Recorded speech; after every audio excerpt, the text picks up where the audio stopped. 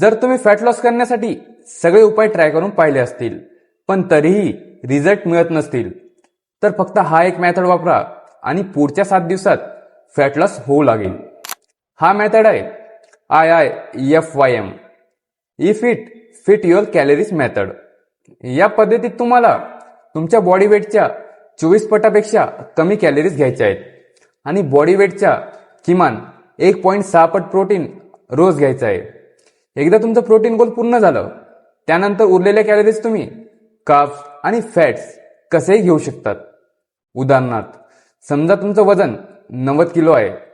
Fat लॉससाठी तुम्ही 2160 calories पेक्षा जास्त खायचे नाहीत आणि 144 ग्रॅम प्रोटीन रोज घ्यायचं आहे.